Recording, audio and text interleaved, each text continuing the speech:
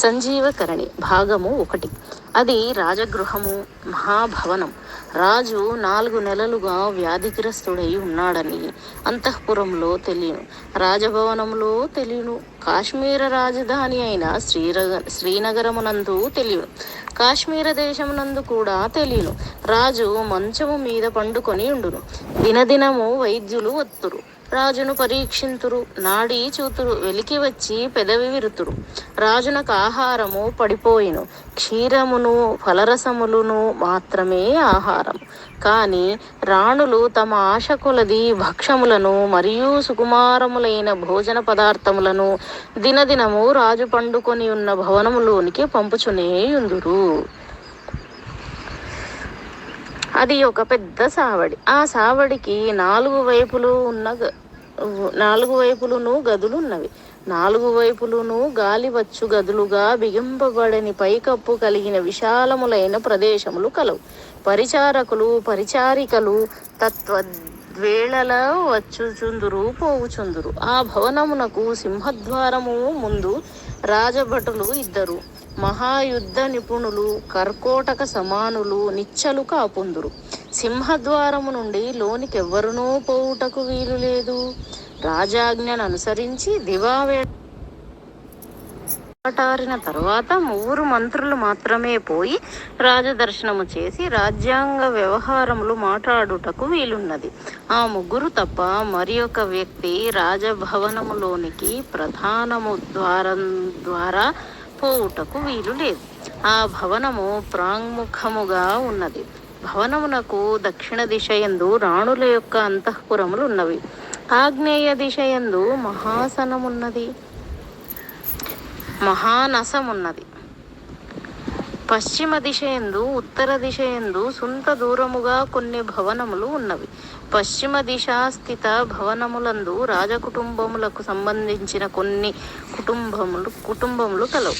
దగ్గరి చుట్టములు, దూరపు చుట్టములు, చుట్టములు కాని చుట్టములు. ఆ భవనములకు రాజభవనములకు సంబంధం లేదు.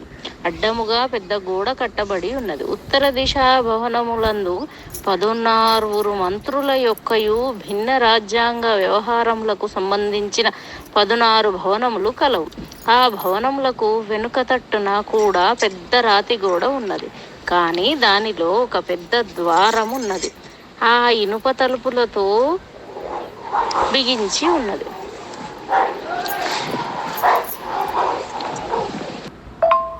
తద్భవనములలోనికి పోదలచినచో ఆ ఇనుప ద్వార బంధములో నుండి పోవును.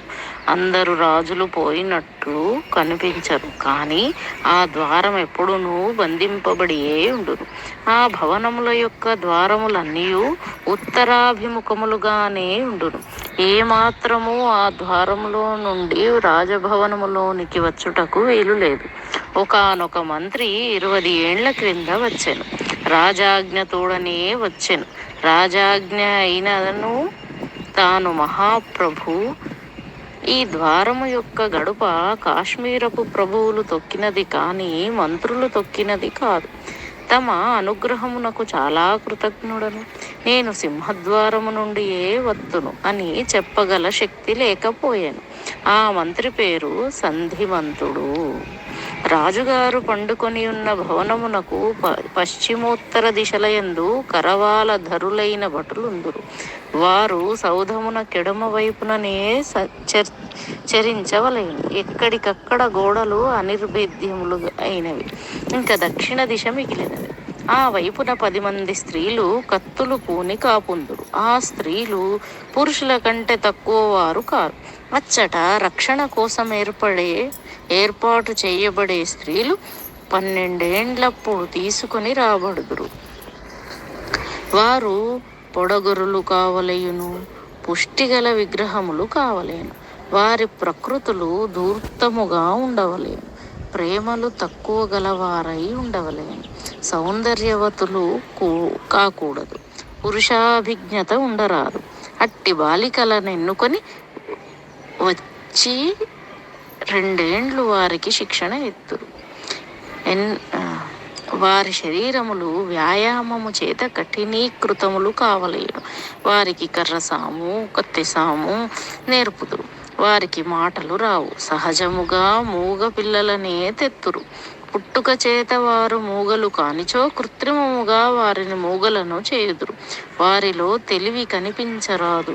సొంత తెలివి గల స్త్రీ వారి యందు కనిపించినచో ఆమె ఆ ఉద్యోగములో ఉండదు, భూమి యందే ఉండదు. వారు రాజుగారిని ఎరుగుదురు, రాణిగారిని ఎరుగుదురు.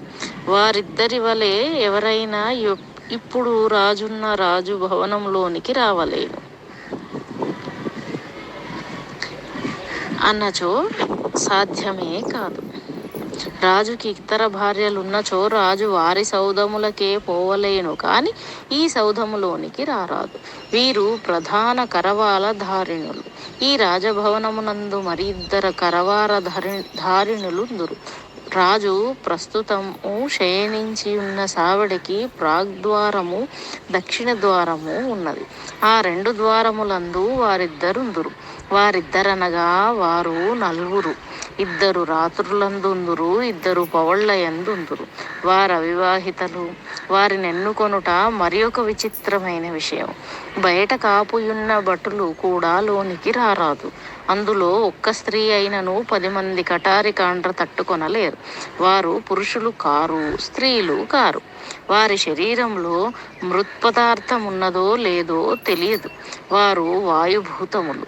కానీ ఈ నలుగురు స్త్రీలు మూగవాండ్రు కారు, పండితురాండ్రని చెప్పవలేను. వారిదొక ప్రత్యేక సృష్టి. మహారాణి రాజసన్నిధానమునకు రావలనని కోరినచో దక్షిణ ద్వారమునందు స్త్రీ అంగీకరించినచో అంగీకరించనిచో రాజు కూడా ఏమియూ చేయలేడు. రాజామెతో మాట్లాడవలెనన్నచో తాను పట్టపురాణి సౌధములకు పోవలేను. రాజు వ్యాధిగ్రస్తుడైనప్పటి నుండి వైద్యుడు మాత్రం ప్రాతకాలమునందొకసారి రాజసన్నిధానమునకు రావచ్చును. రాజు వ్యాధిగ్రస్తుడై ఆ భవనములో ఉండుట ఎవ్వరికీ ఇష్టము లేదు. భవనమునకు 3 దిశల రక్షక భటులు. దక్షిణ దిశయందు మూగలైన ఈ స్త్రీలు లోనికి అడుగు పెట్టుటకు వీలు లేదు. ప్రాగ్దిశ ద్వారములందు కటారి కత్తియలిద్దరే ఉందురు. కాని వైద్యుడు కాని మంత్రులు కాని లోనికి పోయి వెలికి వచ్చినప్పటికీ ప్రతిదినము కత్తుల బోనులో నుండి వెలికి వచ్చితిమి అనుకొందురు. ఆ రక్షణకేర్పడిన 2 స్త్రీలు అగ్నిజ్వాలలను విరజిమ్ముచు గిరగిర తిరుగు సుదర్శనాయుధములు. ఆనాటి రాత్రి ప్రాగ్ద్వారమును రక్షించు స్త్రీ పేరు దిల్హా. దిల్హా రాజు వద్దకు వచ్చెను. అంతయు సిద్ధముగా ఉన్నది అనని. రాజు మంచము మీద నుండి లేచెను. ఒక నల్లని పెద్ద శాల్వా కప్పుకొనెను. అప్పటికి రాత్రి 2:30 జాములు దాటెను. దిల్హా ముందుగా, రాజు వెనకగా రాజభవనము ముందుకు వచ్చిరి.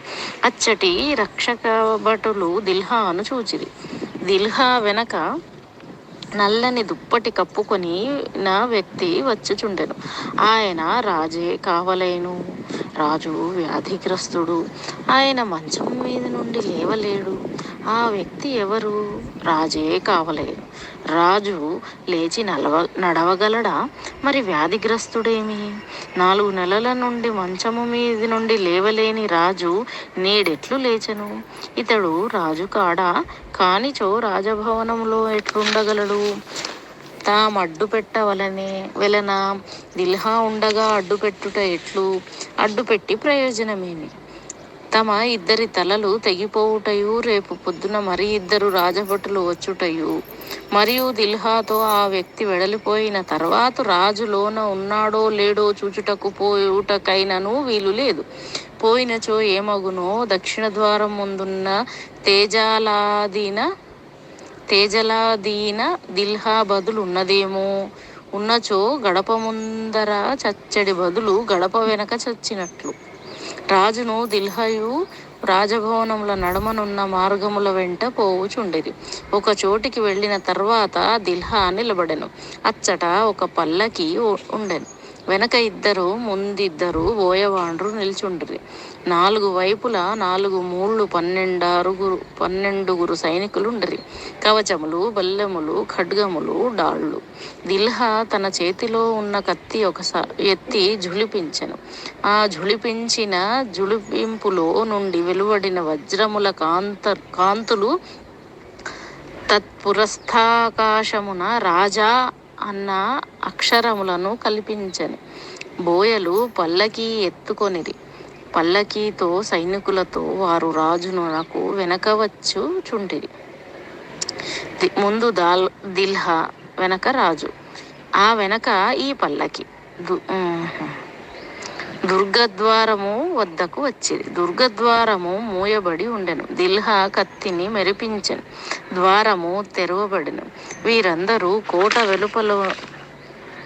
వెలుపలకి వచ్చిరి. కోట తలుపులు మరల మూయబడెను. దుర్గద్వారము ముందే జీలా నది ప్రవహించుచున్నది. ఈ జీలా నది మీద తర్వాత ఎప్పుడో వంతెన కట్టబడినది. ఈ కథ నాటికి వంతెన లేదు. రాజసౌధములు ఒక ఒడ్డున, నదికొక ఒడ్డున, రాజధాని అయిన శ్రీనగరం ఇంకొక ఒడ్డున. జనమునకు రాకపోకలకు పడవలే ఆధారము. నది దాటు వేళకు వచ్చువేళకు రహస్యము లేదు. నది మీద ఎప్పుడునూ చిన్న చిన్న పడవలుండును. పడవలలో పల్లెవాండ్రుందురు. కానీ దుర్గద్వారమునకెదురుగా 10 రాజనావలెప్పుడునూ ఉండును. ఆ రాజనావల యొక్క అటు ఇటు ప్రయాణములందు తక్కిన పౌరనావలు సంచరించుటకు వీలులేదు. దివా సమయములందైనచో జనులు తలెత్తి చూచుటకు వీలులేదు. దిల్హాయును భూపాలుడును తామొక నావ మీద ఎక్కిరి. అందులో పల్లెవాడు లేడు. దిల్హా పడవ నావాలి ఒడ్డునకు చేర్చెను. ఆమెయే తడ్డు వేసెను. ఆమెయే చుక్కాని పట్టెను. రాజు మాటాడకుండా కూర్చుండెను. రాజుకొక ఊహ తోచెను. ఈమె ఖడ్గమును వదిలిపెట్టి తెడ్డును పట్టుకొనెను. ఇప్పుడు నాకేమైనా ఉపకారము జరిగినచో ఈమె నన్నెట్లు రక్షించగలదు? రాజనుకొనుటయేమి, ఒక బాధను అనుభవించినట్లు అభినయించుట ఏమి? దిల్హా చేతిలో ఖడ్గము చండ్రుడు గుడి కట్టినట్లు రాజు చుట్టూను కైవారముగా గిర్రున తిరుగుట ఏమి? ఆ కత్తిని గిర్రున త్రిప్పుటలోనే కత్తి మొదటనున్న వజ్రకాంతి రాజు మీద పడుటయు, ఆ వెలుగులో రాజునకేమియూ ఆపద లేదని తెలుసుకొనుటయు, మరల పడవ దాని దారినది పోవుచుండుటయు జరిగెను. రాజు చేసిన అభినయము పక్క పడవలోనికి వినిపించెను. అచ్చటి సైనికులేమనుకొనవలెను? రాజునకేదైనా ఆపద జరిగిననుకొనవలెనా? దిల్హా ఉండగా రాజునకు ఆపద జరుగునా? వారికామె పేరు దిల్హా అని తెలియదు. ఈనాటి రాత్రి అచ్చట ఉన్నది దిల్హా ఒకర్తిక, తేజలాదీన ఒకర్తిక. తక్కిన ఇద్దరి స్త్రీల పేర్లు: మూడవ ఆమె పేరు సుగ్గల, నాలుగవ ఆమె పేరు ఉద్దా. ఈ నలుగురి పేర్లు తెలిసినవాడు రాజొక్కడే. తక్కిన వారికి వారు మరొక్క స్త్రీయో నలుగురు స్త్రీలో తెలియదు. నలుగురు ఒక్క రీతిగానే ఉందురు. వారు వేసుకొనడి దుస్తులు కూడా సమానముగానే ఉండును.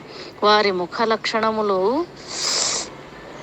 సమానముగానే ఉండును. అందుచేత వారు దిల్హా ఉండగా రాజునకేమి భయము అనుకొంటిరనగా, దిల్హా అన్న పేరు వట్టి ఉపలక్షకము. నావలావతలి తీరమునకు చేరినవి. ఆ తలి గట్టున నుండి మరల వారి తొల్లింటి వలె ప్రయాణము చేయుచుండిరి. అన్ని ఏర్పాట్లు పూర్వమే జరిగినవి. మార్గమునందు కనిపించిన మానిసి లేడు. అట్టి రహస్య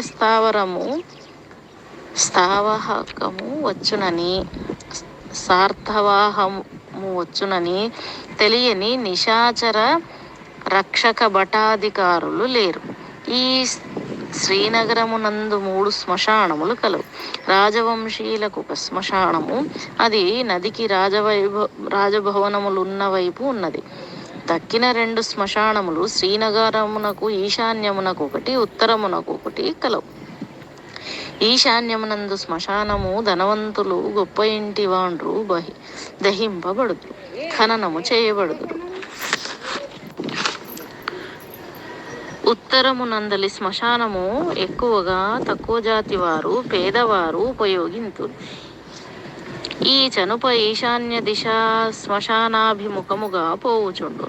ఆ మార్గమునందిరువైపులా ఉన్న గృహములు గాఢ నిద్రా ముద్రితములై ఉన్నవో, లేక రాజభటాజ్ఞ సంవృత్తాంధకార సమాచ్ఛాదితములో నడచి నడిచి చనుప శ్మశానము వద్దకు చేరెను. శ్మశానము విలక్షణముగా ఉండును. కొన్ని చోట్ల బూదియు పోవులు, కొన్ని చోట్ల సమాధులు, మరికొన్ని చోట్ల పాతబెట్టబడిన పసిబాలుర గోతులు తవ్వి పీకుకొని తినడి గోమాయువులు, మరి ఒక చోట నారిపోని కాష్టములలో ఉన్న నిప్పులు గాలికి ఎగిరి దూరమునకు పడుటయు, అల్పములైన జ్వాలలు దేశము హిమదేశం. ఆ రాత్రి మంచు రాత్రి. కాని శ్మశానాగత కాష్టాగ్నికి ఇవి అన్నచో లెక్కలేదు. కొంచెము మనసు చెదిరినచో భూతములు కనిపించును. మనస్సు చెదరకుండా ఏల కనిపించరాదు? మనస్సు చెదురుట అనగా ఏమి? చెదరుట అనగా ఉన్న చోటి నుండి కదలుట. ఆ మనస్సెచ్చట ఉన్నది? కన్నులు తెరిచి ఉన్నప్పుడు కన్నులను అంటుకొని ఉన్నది. కన్నుల ఉన్న శక్తి ఎట్టిదనగా పంచభూతాత్మికమైన సృష్టిని చూడగల శక్తి. ఈ కన్ను చూడగల వస్తువులు పృథ్వీ పదార్థ బహుళములై ఉండవలేను. ప్రధానముగా వాని యందు పృథ్వీ పదార్థము ఉండవలేను. అంతవరకే ఈ కంటి శక్తి ఉన్నది. నేత్రేంద్రియము ద్వారా పనిచేయు మనస్సు దాని యందు లగ్నమై ఉన్నది. అక్కడి నుండి చెదరనిచో అప్పుడు భూతములు కనిపించును. వాయుమయ శరీరములు, తేజోమయ శరీరములు కనిపించుటకు మనస్సు చెదరవలెను. చెదరుట అనగా పృథ్వీమయ శరీరాధికమును చూచుట యందే పొదుగబడి ఉన్న స్థలము నుండి కదలుట. అయినచో కదలిన తర్వాత చూచుట కలదు కదా. చూచుట ఈ నేత్రముల సహాయముననే కదా.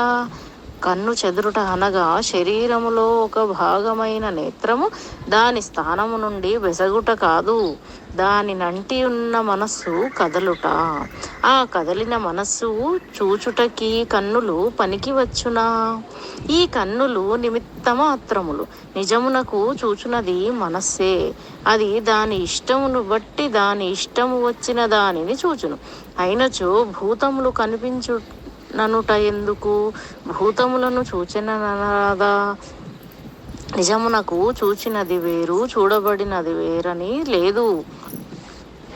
చూడవలయునన్న కోరిక మాత్రమే ఉన్నది.